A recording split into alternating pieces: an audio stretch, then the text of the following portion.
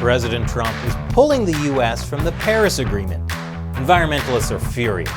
But what is the Paris Agreement, and what are the consequences of the U.S.'s departure?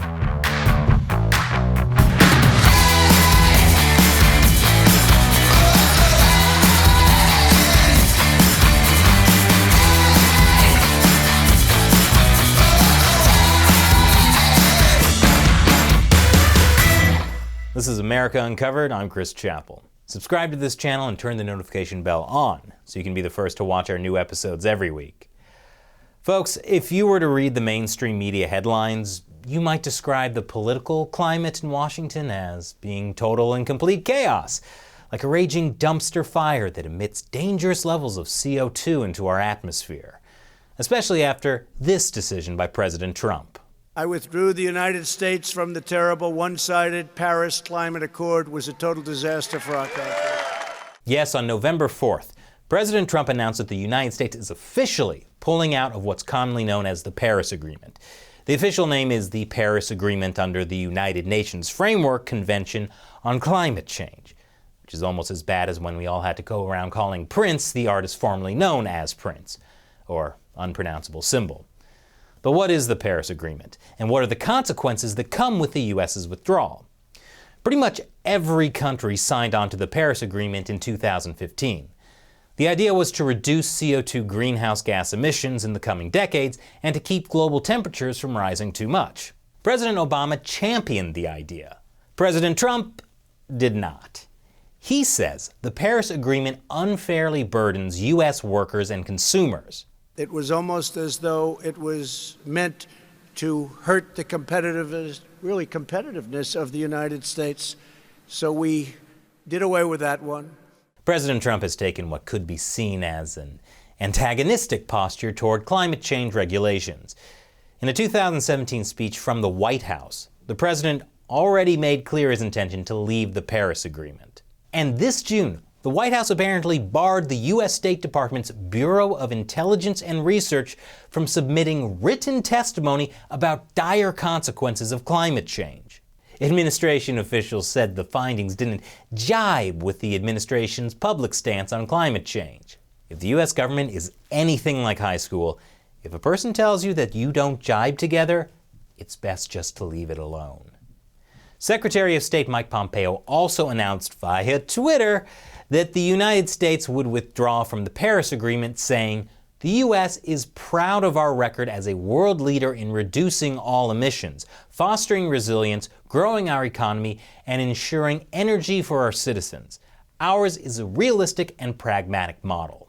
A letter from Pompeo to the United Nations sets in motion a process through which the United States would officially back out of the agreement on November 4th, 2020. That's one day after the U.S. presidential election.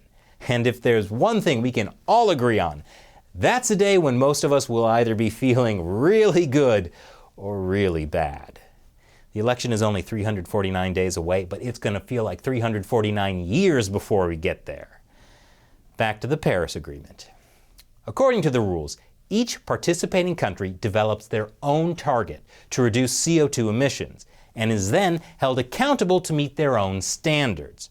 That sounds like the time my roommate Carl and I both agreed to go on a diet. Except while I pledged to exercise more and eat less, Carl pledged to not order from McDonald's at least once a week. Maybe. Now this sounds stupid, but there was a reason the Paris Agreement had each country set their own targets. The previous climate change agreement, the Kyoto Protocol, failed at least partly because it required developed countries to meet strict emissions cuts and timelines. The Kyoto Protocol was basically fat camp, and like fat camp, everybody quit. But maybe the customizable Paris Agreement diet will work.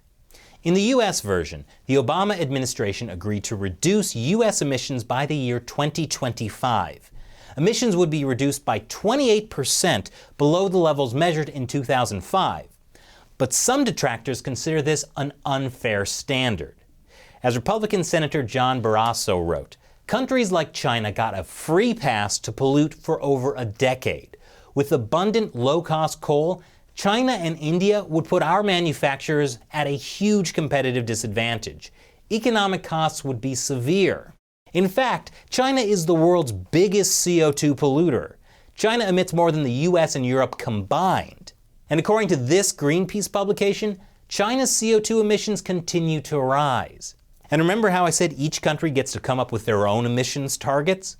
Well, China's version of the Paris Agreement is much less restrictive. It's the Carl diet. Instead of reducing emissions, China merely committed to boosting non-fossil fuels to around 20% of its overall energy mix by 2030, and a hope that emissions might peak at that time. Which is to say, the Paris Agreement would force the US to cut back, but it allows China to emit increasing levels of CO2 for another decade, and then not even have to reduce emissions after that.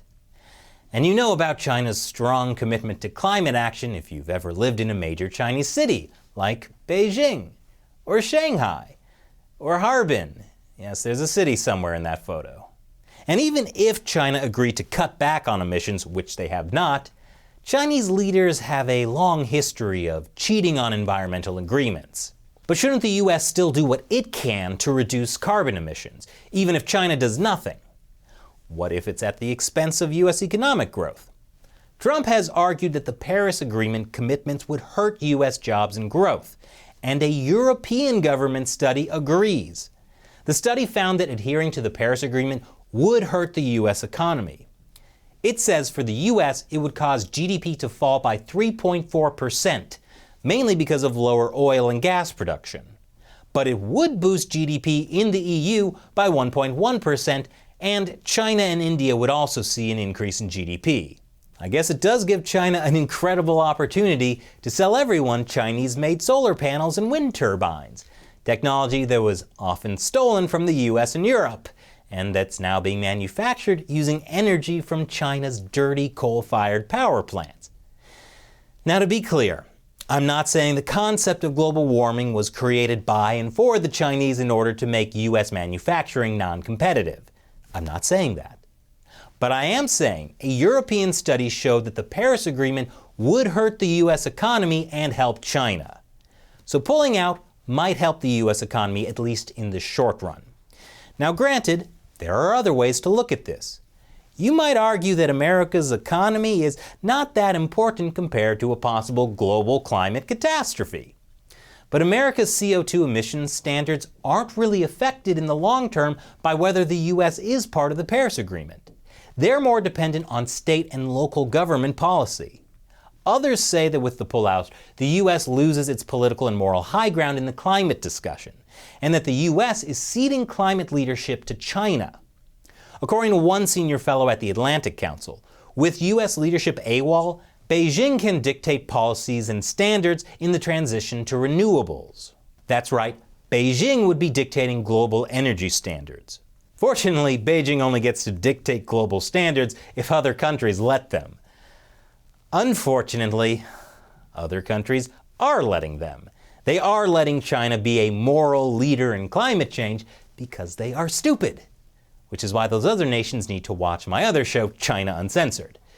But as to whether the US pullout of the Paris Agreement is good or bad, well, pulling out does not really affect global CO2 emissions.